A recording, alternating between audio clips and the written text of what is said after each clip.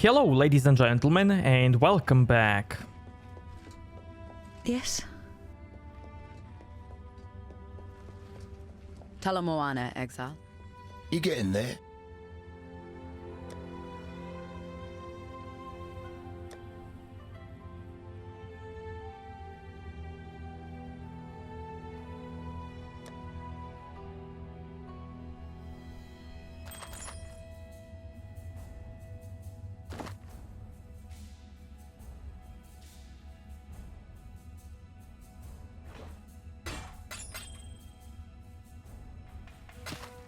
Don't do anything I would.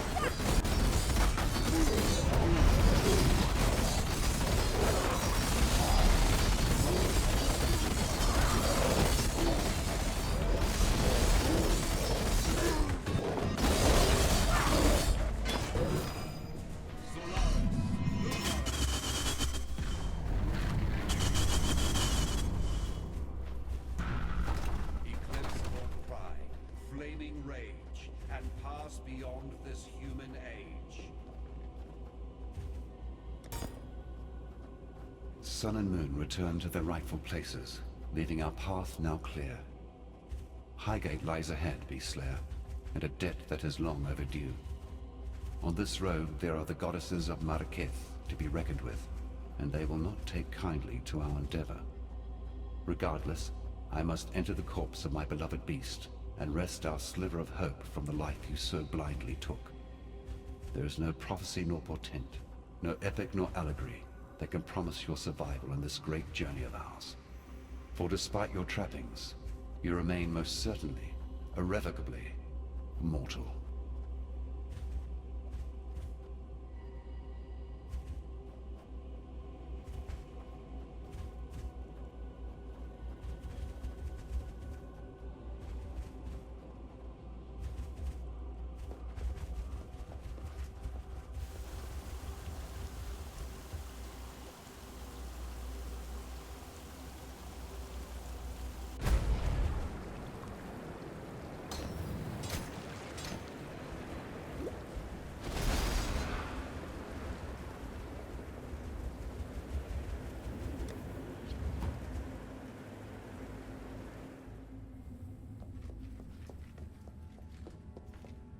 You have offered us the greatest of gifts, freedom.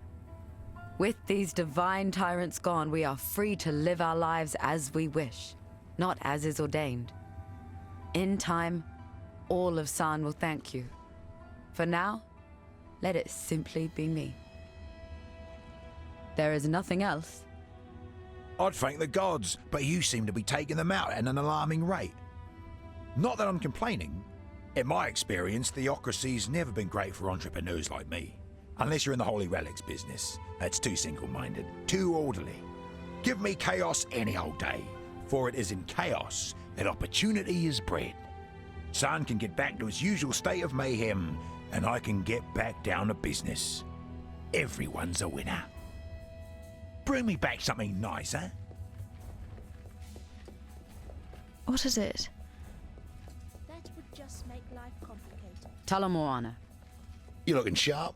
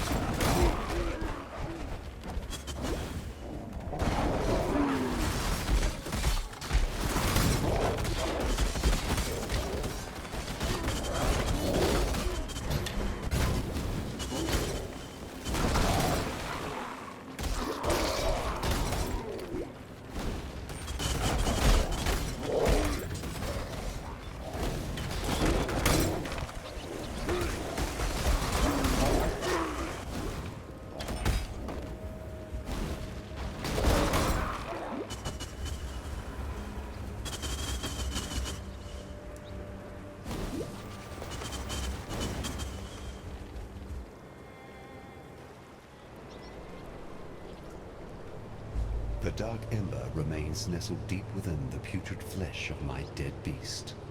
With many of Highgate's tunnels now collapsed, we must forge another way inside. I have divined one weak point in the beast's flank, an ancient wound wrought by that Vaalish overreacher, Doriani. The wound was healed shut by a thick membrane, but the right decoction should dissolve the tissue and allow us inside. Of course, for a cordial of such potency, I shall require 2 ingredients of utmost rarity. First, our viscous concoction shall require basilisk acid, a princely poison which drips from the caustic heart of the basilisk, and Trathan powder, an explosive substance oft used in the mining of virtue gems.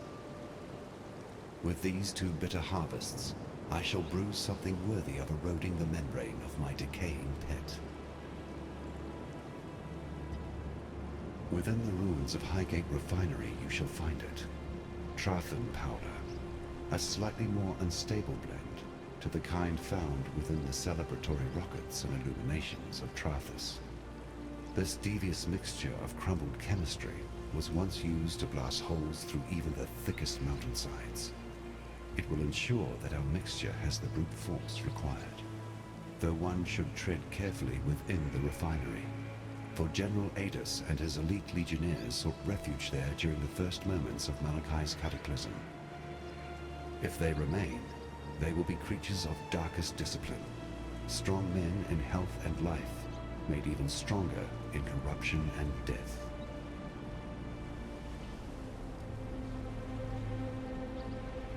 Basilisk acid drips from the hearts of those venomous monsters, though I cannot blame them for their disposition. They are tragic creatures. Theirs is a sorry tale more closely tied to my own than I care to dwell upon. Alas, the forging of my dark ember produced some rather unfortunate byproducts. But we shall not see any success if I am to dwell on those past eras. Remember, humanity needs us. Now this lady was added into game in one of the previous leagues. I am Jinn Ortoy, of the sun-scorched plains of Vestiri. I am investigating the disappearance of several prominent exiles. I have surreptitiously been observing your movements for some time. The way you slew the monster beneath this mountain tells me you are suitable for the task I must ask of you. Rayclast is lawless, but it is not without justice, and some here are more deserving of death than others. The missing were good people, capable fighters doing what they could to bring light to a situation mired in darkness. I believe they were taken by a group calling themselves the Immortal Syndicate, and I fear they will not be the last. Scattered across the plains and mountains are small fortifications I believe to be Immortal Syndicate outposts. They have posted guards along their perimeters, so we must be cautious. Seek one out. I will meet you there, and together we will infiltrate it. Blessings. You can gripe all you want, lover. We can't stay here. Not with all this blood. Where do you expect us to go, Vanya? We have our whole lives here in Highgate. I don't know. West, perhaps?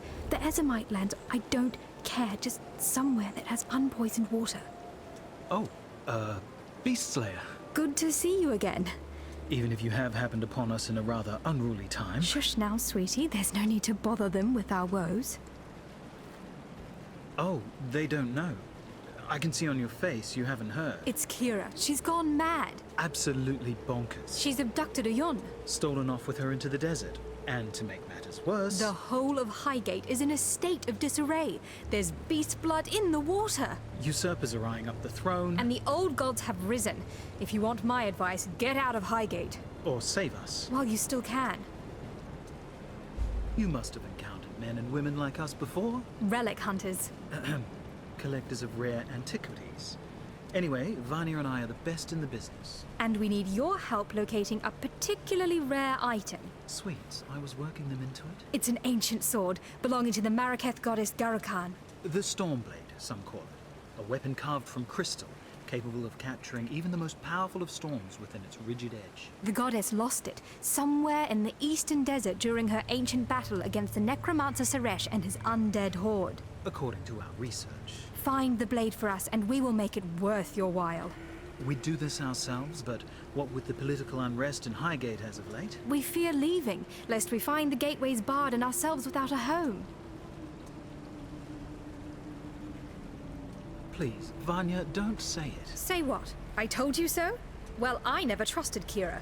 Her need to control everything, no matter the cost, was never a trait I held much faith in. Yes, but ambition is not the problem. I have ambition. Do you not? Of course, I trust you, sweetie, but you're not about to go killing everything that moves in exchange for a bit of power now, are you?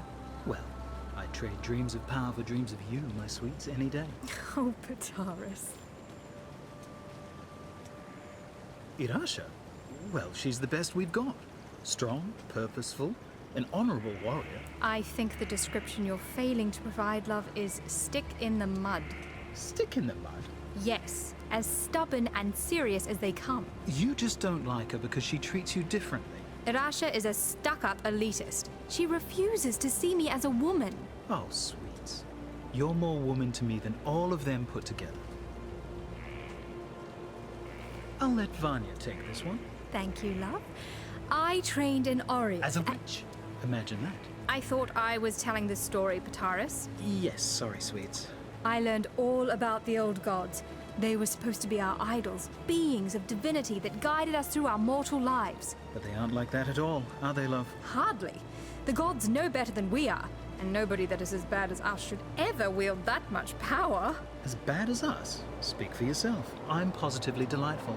Yes, yes, you're so sweet they dipped you in a barrel of sugar as a babe. We know. Be careful.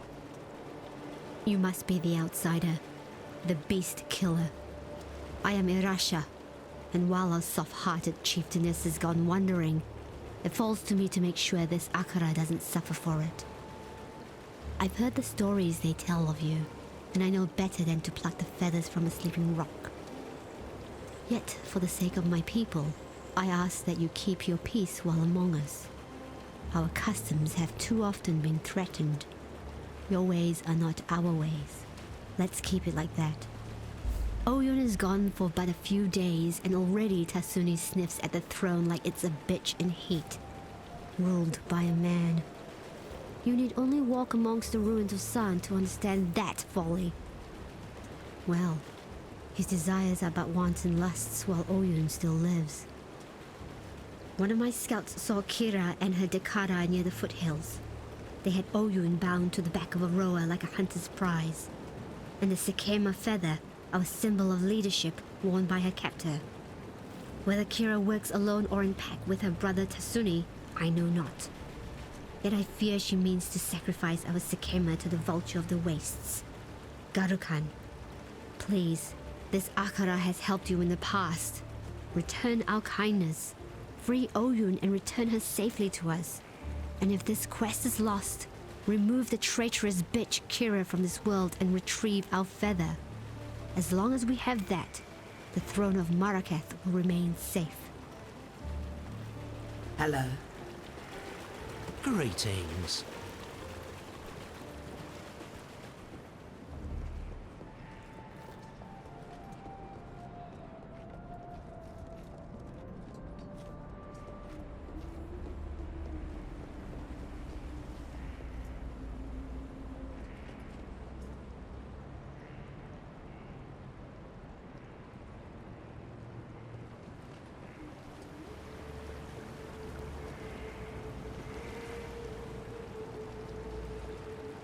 The nightmares are but whispers now, yet like prophets, cowering within crevice and crack.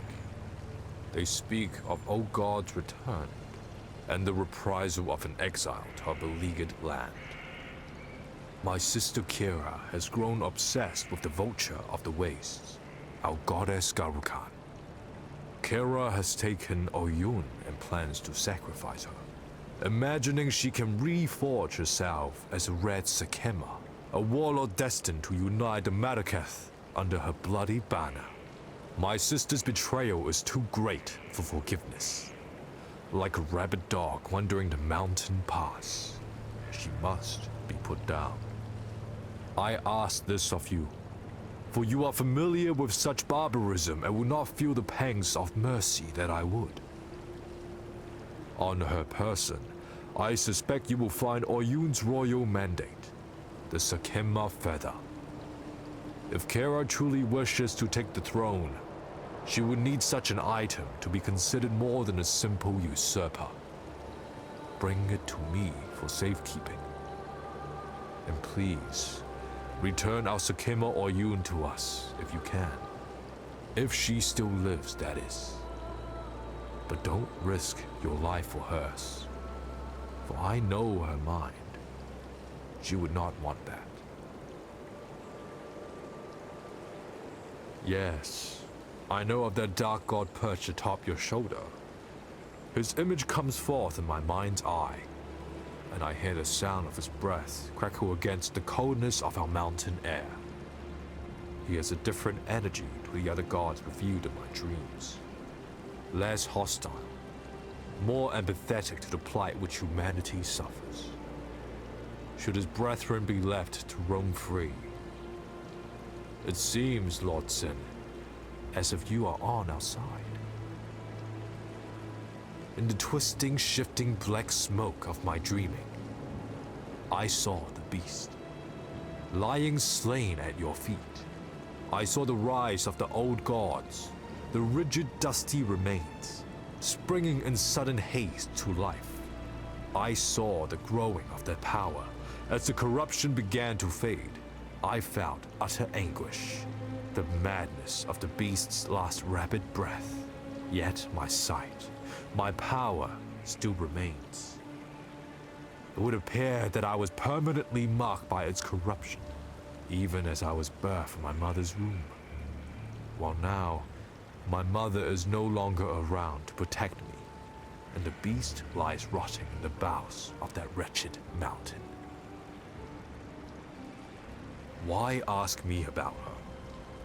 That woman doesn't like me very much, and I can't say I'm particularly fond of her either. She seems to have gotten into her head somehow that I am the epitome of all evil, a selfish, blind villain. Nothing can be further from the truth, other than the blind part, of course. I suppose Irasha has good intentions. She truly wishes to see our tribe flourish. However, she is too caught up in ancient traditions to see that for us to truly flourish, we must transcend tradition. We must become progressors of the future, not attendants to dry, dusty history. You've done yourself proud today, Exile. Salah. May humanity flourish. A traveler on the winds, Garo-Khan pridefully plundered the sky for its secrets. To her mind, wisdom could be found in the eye of a hurricane. Please understand that Garo-Khan is not an evil being. She was once my friend and companion. Her beauty astonished me as her aspirations inspired me. Yet I must forgo my sentiments for the sake of humankind. Like winds erode the sandstone, Garo-Khan has been warped by the same powers she enslaved. This is not my goddess that you shall slay. And if I continue to say it, I might very well come to believe it. I weep for my poor Garo-Khan. Together we experienced the loftiest moments that this world could offer. Alas, it was my heavy heart that she could no longer bear. I knew her pride would one day be the storm that would ravage my precious humanity. In truth, it was for Garo-Khan that I sowed the dark ember within the depths of Highgate. When love cannot be slain, it must be laid down to sleep. Remember, humanity needs us. Bye. Welcome. No matter where you come from or who you might be, we were all birthed by a mother. Our mothers protected us and gave us nourishment. It is our duty in life to honor that great task. Without a mother, none would tread this dirt today. The most important commandment in our people's tradition is this: honor the mother, honor the life.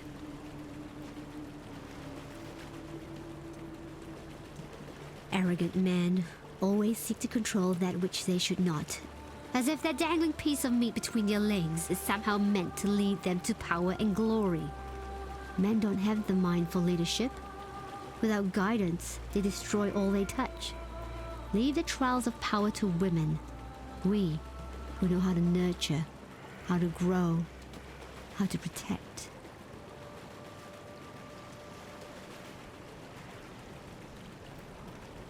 Two of the very few outsiders I've met with like assault. I'm not saying I think they should have as much sway in the Akara as they do, but the fact is, the people like them. Oyun like them. And despite their clumsy attempts to adopt some of our traditions, I like them as well.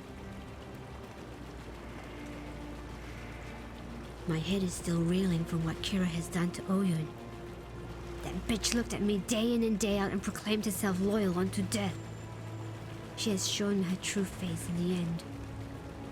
Once I thought the old gods were worthy of honor, and I can still see how one might think they are boons to be gained courting their favor. But if such favor comes at the price of Marraketh's lives, then I spit on the old gods, and Kira as well. May they all rot in the endless desert. I would offer prayers up to the goddess of the breeze as a child, and listen to her voice sing and whisper as she danced through my family's wind chimes. She was my favorite. But in light of recent time, I can only believe that some immortal madness has laid waste to her mind. Through treacherous deeds and blind love, the Gemling Queen has taught us much. Her body remains here, surrounded by flowers, a reminder to all of us that we ought to tread lightly when chasing desire. Who can say, after all, where the line is drawn between bold ambition and foolish pride? My Dakara and I have vowed to protect our people, and so we keep our eyes sharp and our blades even sharper. As such, I have plenty of weapons on hand. If you perhaps needed to replenish your arsenal, I'm sure we can come to some agreement. Though you showed a mighty bravery when you slew that horrendous beast, by the thoughtlessness of your actions you have caused great trouble to fall upon our home. The water runs red with toxic corrupted blood. Now our people must travel far to fill their flasks and feed their livestock. It's as if we're in the midst of a great drought, while the water mocks us from within our own village.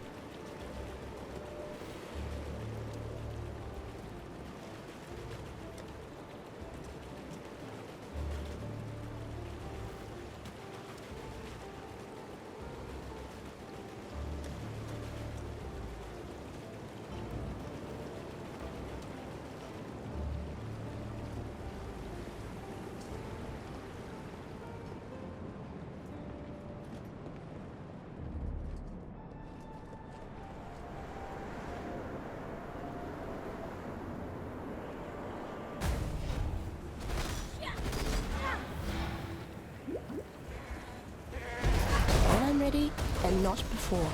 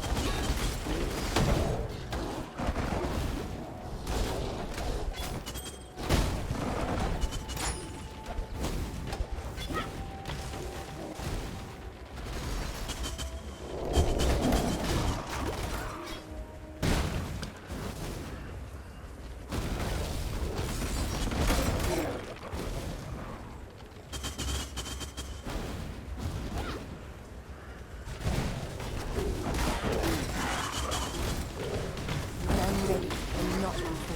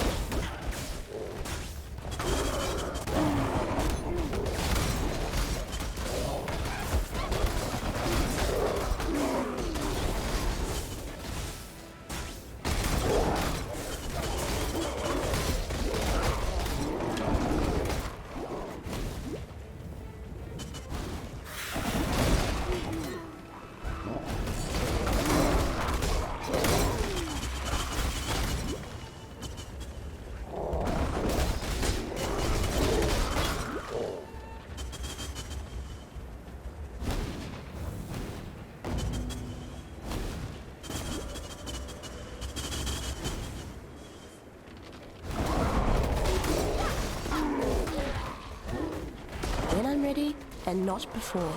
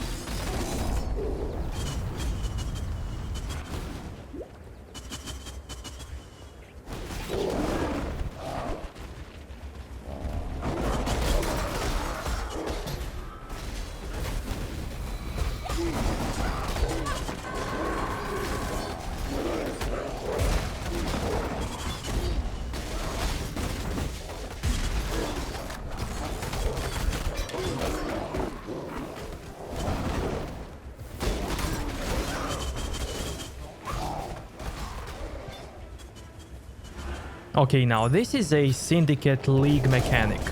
So once you defeat the Syndicate members, then you can talk to them. Well, I can make friends. Yeah, find things out. Everybody loves old Guff. Well, you get information and I get to live.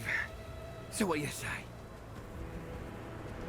And And now we have 3 choices to choose what to do with them. We have this choice, we have this choice, and we can choose to let them go.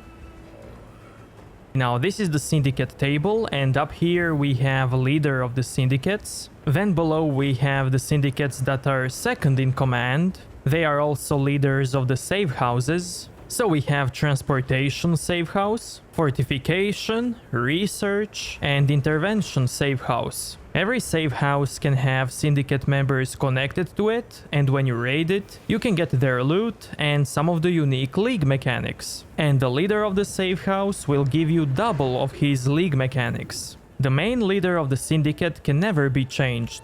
However, every syndicate member can become leader of the safe houses, or the second in command. So now we can choose to interrogate this guy to get fortification intelligence. And when we get 100 intelligence, this bar will fill up, and then we will have the option to raid this safe house. And only the members that are second in command can give us the intelligence on where the leader of the syndicate is located. Keep your word or lose your head. Okay, so now we got some veiled items. Veiled items are rare items that have some unidentified stats on them. You can identify those stats at this lady. Cool wins. And every stat that you identify, you actually learn it, and then you can put it on your enchanting table.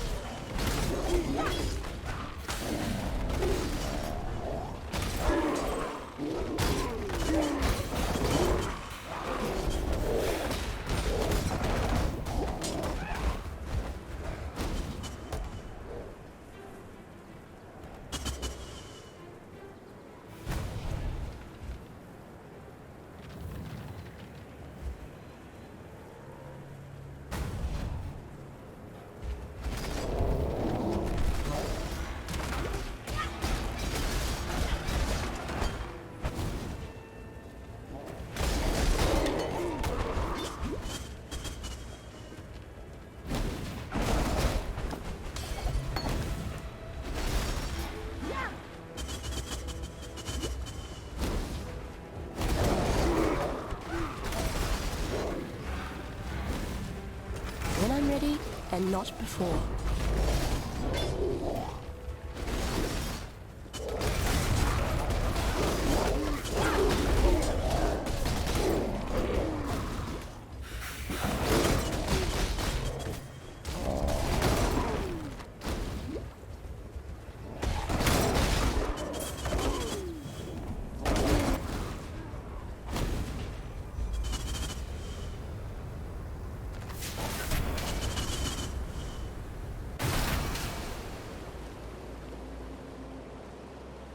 Some of the members we have come across, well, they have come back from the dead.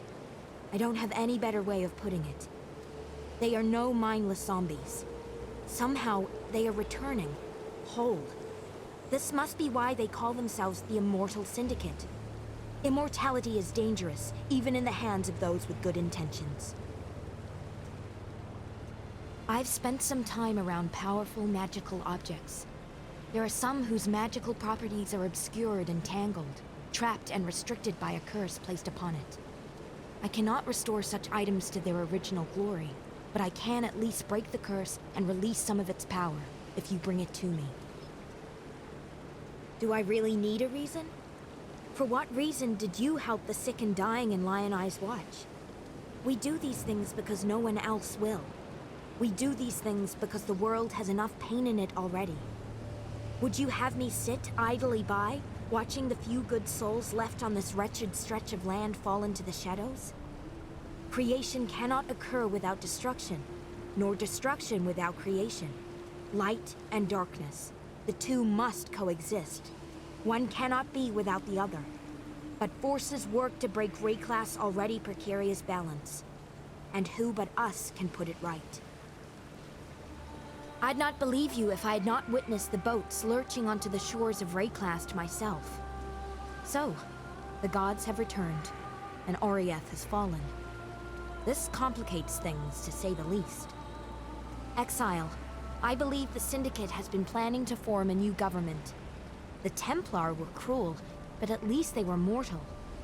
If the Syndicate's power continues to grow, they will be able to rule Wraeclast and beyond, without fear of reprisal, and we mere mortals will have no choice but to serve, or fuel, their cycle of death and rebirth. Blessings. You did it! They found it, Pataris! They found it! By the gods! Garukan's famed Stormblade. Do you know what this means, my sweets?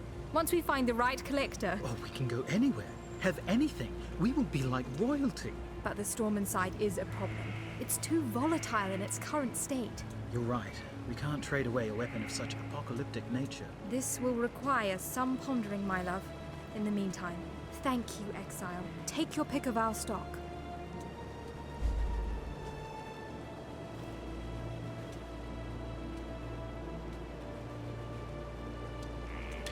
Have you ever heard much of the Maraketh legends? A truly unique cosmology of strange creatures, pagan gods, and powerful treasures. One such story talks of a magical stone dial. A Maraketh calendar, said to detail important events in the future of our world.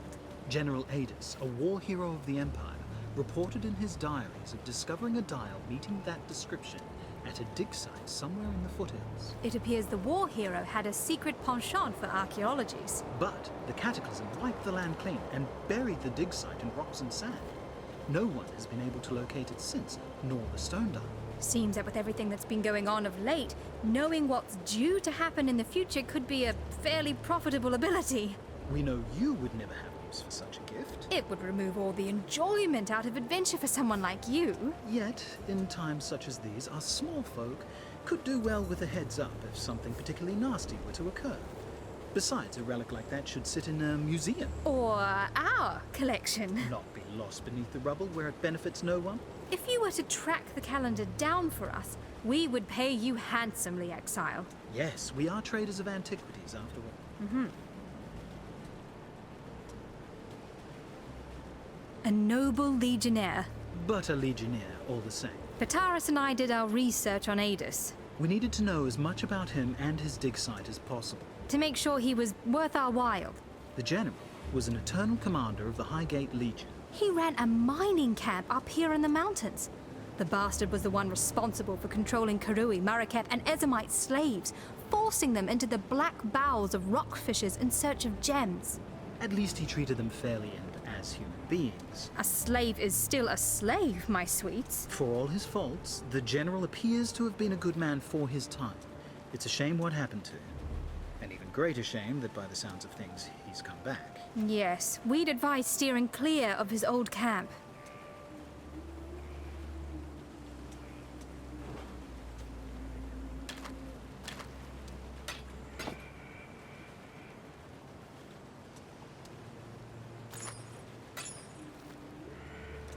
See ya.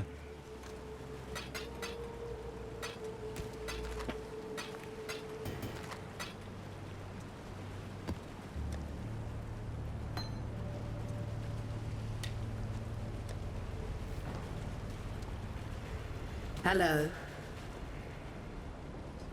In the Maraketh Desert, an oasis lies to the east. Its waters shielded from prying eyes by a preternatural storm. The sand will rip the very flesh from your bones, should you be so foolish as to enter into its dark shroud. Yet enter you must. The goddess Shakari hides within that golden blizzard, festering with revenge as she resurrects and rebuilds her ancient army. An army that once threatened to shake the very balance of these lands. Should she be allowed to revitalize her troops, the whole of Maraketh will finally fall under the cruelty of her selfish reign. The storm is impenetrable for now, even to the likes of me, but there must be a way in. These Highgate locals, They have an affinity for the desert and harsh weather. One of them may know of a way to disperse the storm. Remember, humanity needs us.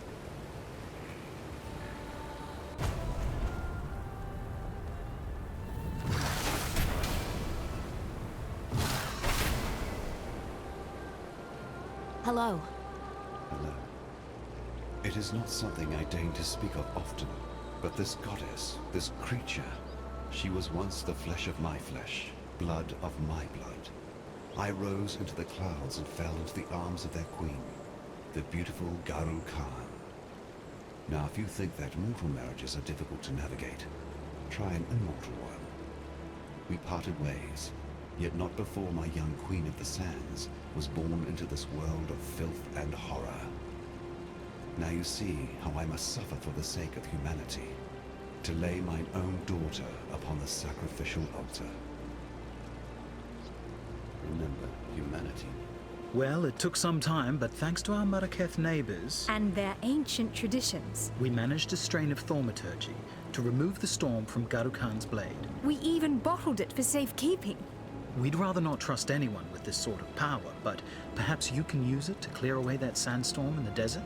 Find out what sort of nasties are hiding out there in the desert and put a stop to them.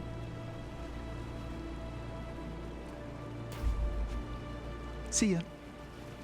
When I received my first flower of blood, I was given to the ritual of womanhood.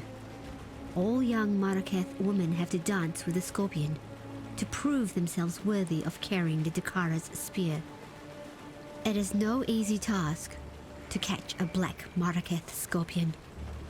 Their tails are swift, their stingers sharp, their poison lethal.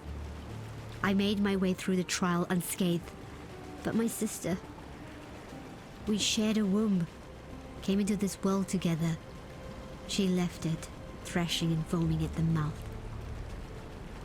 Since that day, I have slept with one eye open for fear of the scorpion's sting.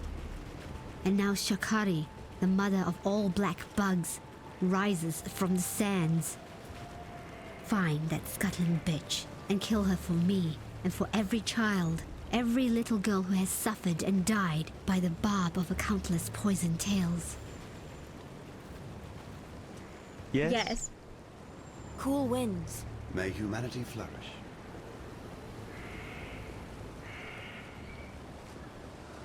A muse to the twisted...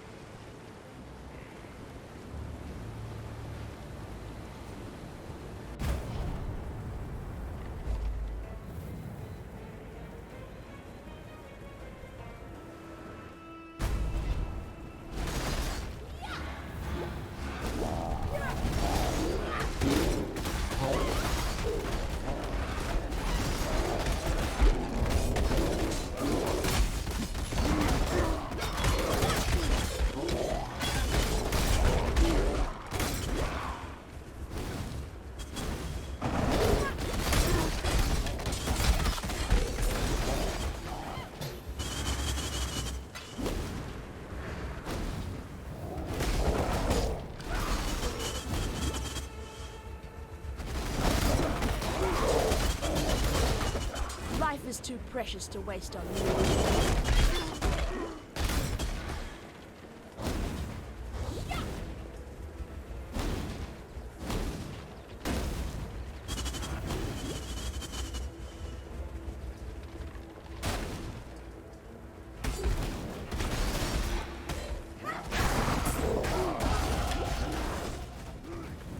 When I'm ready and not before.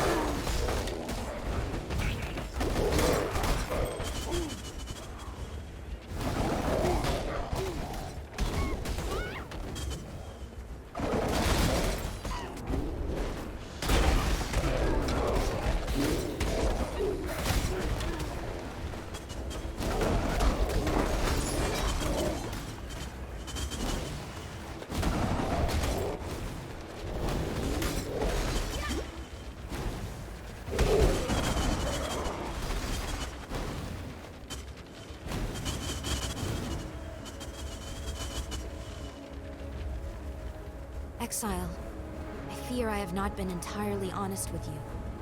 This dusty pit was once the Forbidden Vault, and I its guardian. That you have not heard of it is not surprising.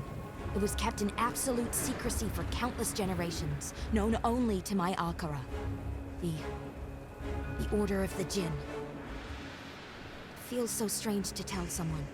To speak so plainly would have been a sin of the highest order, punishable by death. It seems harsh to an outsider like yourself, but you do not know the importance of what we did. My Akara, my people, were long ago tasked with protecting the people of Rayclass from themselves. Many artifacts of great power exist. You have come across some such in your travels. But there are some artifacts whose power is so great that to use them would put the world in jeopardy. Artifacts like the Horns of Kulamak. We, the Order of the Jinn, existed to keep such power sealed away in secret. Better that the world forget that it, and we exist, than fight for control of a power they have no hope of controlling. You have not heard of us because you were never meant to hear of us. I say us. In truth, it is just me left. We came from all walks of life, but we were all orphans, taken in and raised by the Order, and taught never to speak of it under punishment of death. It sounds harsh, I understand, but such was the importance of our duty that a life of solitude and secrecy was necessary. For hundreds, maybe thousands of years, we remained secret, until Giannis Perandus, that imbecile, he sold us out, reaching for the last vestiges of his ancestral glory. Just like his great-grandfather Chittus, he may have doomed us all. We were only taught what was passed down for generations. We believed the horns to be the ultimate tool of life and death, capable of siphoning the very breath of life from any living thing. We do not know where it came from. Perhaps the remains of a powerful, long-dead animal. Perhaps a creation of the gods themselves. Regardless of its provenance, I believe the horns are what have given the immortal Syndicate their miraculous ability to return from the dead unscathed.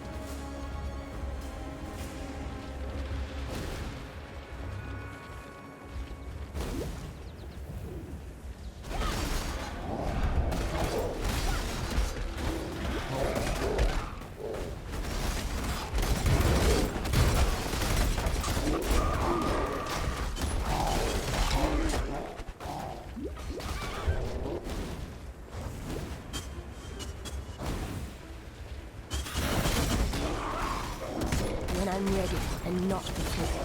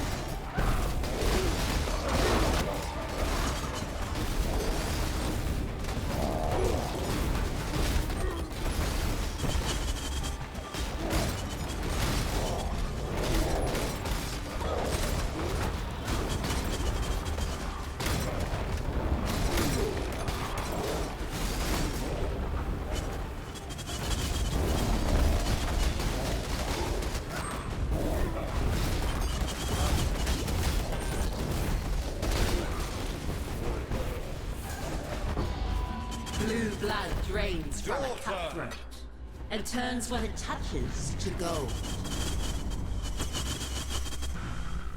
Rest, my child. Be free from the torments of immortality. A mother's keen heart shall bleed into the dreams of her daughter. Once a beauty who held captive the hearts of men and women alike, Shikari's splendor decayed into lust for the power possessed by her skyborn mother. My daughter once sought out such power within the great sands of this desert. Ever determined, she found it, and it made of her the twisted creature you so mercifully dispatched.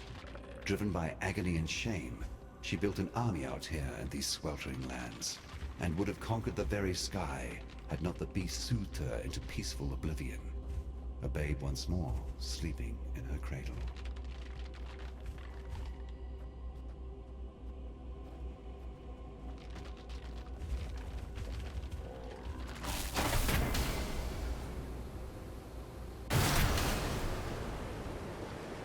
Blessings.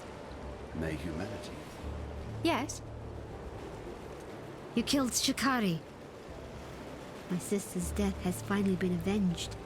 Shikari was supposed to be our divine teacher, said to guide us into womanhood. All she ever gave was death. I suppose it's fitting that the teacher has learnt that mortal lesson for herself. Our whole lives, we have lived for the blessings of our goddesses.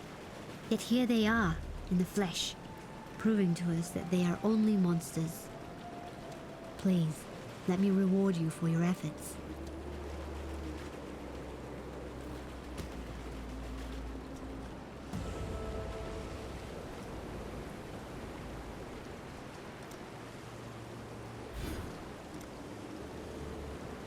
I see into the...